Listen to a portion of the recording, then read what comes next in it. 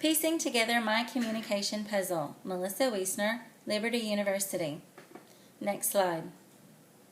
In Bridges Not Walls, Stewart says that in the most general sense, the terms communication and communicating label the continuous, complex, collaborative process of verbal and nonverbal meaning making. Next slide. Communication involves more than just expressing oneself or hearing another. It involves personality, communication style, backgrounds, meta-messages, body language, and considering these aspects in another person. Next slide. In developing a master goal for my own communication, I must consider the environments within which I communicate. I want to enlarge my conversations by understanding how I am perceived by others, understand how to interpret their personalities, and listen more effectively to the people within my environment. I want to do this within my work, home, and church environments. Next slide. On the Queendom Interpersonal Communication Skills Test, my communication skills results are good. I scored a 74% out of 100. My overall results included high insightfulness, verbal expression, listening skills, and emotional management. I could use some work on my listening skills with a 62%, and my assertiveness needs work, scoring a 50%. Next slide. In the Uniquely Me personality test, I scored an S-type personality. People expect me to blend in, be loyal, be people-oriented, non-confrontational, a good listener, trustworthy, yet I am insecure when it comes to asserting myself. Next slide. This is me, the part of the personality test. I scored an SIC type personality.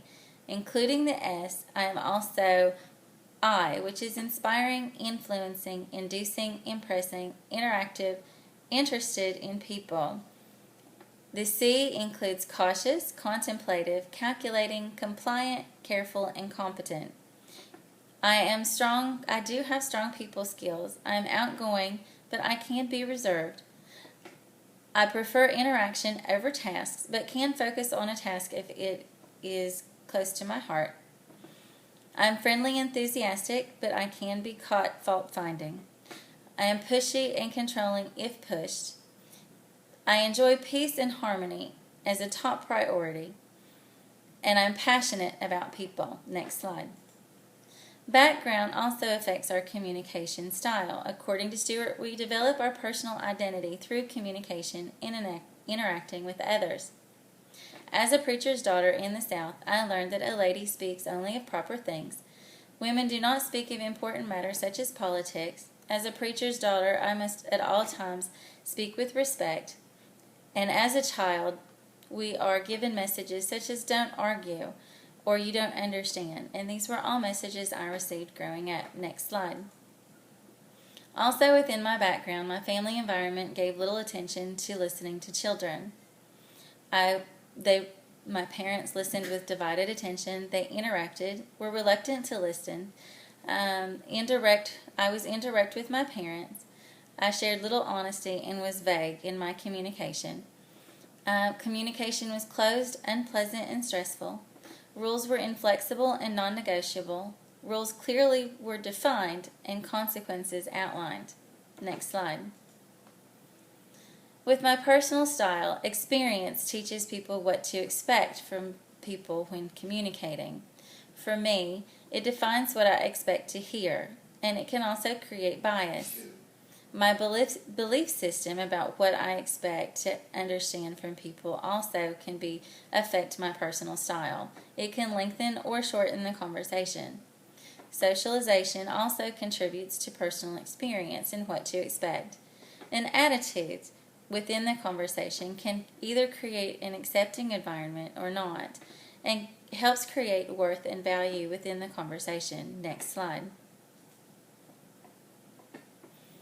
My personal style. With my personal style remaining people-oriented rather than task-oriented in both the expected of me and this is me arena of my conversations, I typically feel as influential and successful. I put myself in other people's shoes before expressing myself, which helps keeps conflict to a minimum. People tend to get frustrated at times, however, because I am so sociable. I neglect tasks. People find this annoying. It creates hostility. And also, I can be unorganized. Next slide. My style of listening, even though I have listening skills at a 74%, I have been known to be a faker. According to Burley Allen, the faker fakes attention. I have pretended to listen, giving listening clues when in reality my mind is elsewhere. I have also been known to be an interrupter. I focus on my views about the conversation rather than listening to what the other person has to say. Next slide. My barriers to communicating, then, are lack of industriousness, which creates friction, my need to better listen, my failure to express my own opinions to authority, and my avoidance of conflict at all cost. Next slide. To confront these barriers, 1, I need to confront the lack of industriousness, which creates friction with my peers. I need to pay more attention to what's going on around me, notice the work that's being done, and invite others to help rather than continuing to socialize. Having an accountability partner, giving permission to interrupt and get me to help whenever tasks are being completed would also help, and also planning ahead. Next slide. Another barrier that I need to confront is needing to listen better and develop these skills. Having an open attitude and being open-minded will help. Stop drifting and pay attention to the conversation. Eliminate distractions. Listen empathetically. Watch nonverbal cues and clarify and paraphrase so that they understand that I am listening. Next slide. Failure to express my own opinion to authority is also a communication barrier that I need to confront. If I pay attention to nonverbal cues as I speak, I can notice and change if there are negative responses. I need to speak empathetically, sharing feelings, not actions. If I prepare what I have to say, that will also help in addressing authority. Understanding my listener and knowing what their passions are and how what I have to say affects them will also help. And also demonstrating listening effectively will demonstrate to them how I wish to be listened to. Next slide. The last barrier that I need to confront is avoiding conflict at all costs. I need to practice previous listening skills and speaking skills, like paraphrasing, listening empathetically, using I words, monitoring defensiveness, and speaking empathetically. I also need to remember that I am worthy to be heard, and it is okay not to agree. Next slide. There are many external distractions that cause a lack of listening. The ones that distract me the most are talkers' mannerisms, loud noises, clock watching, interruptions, monotone speaking, time pressures, chewing gum, and tapping. To address these, I need to focus on making meaning of what I'm hearing, eliminate loud distractions, simply ask if someone needs to go somewhere when they're watching the clock, make notes, ask to continue the conversation another time, and ask to cease the annoying tapping. Next slide. The internal distractions that I battle include concerned about people's perceptions of myself rather than paying attention to what is being said.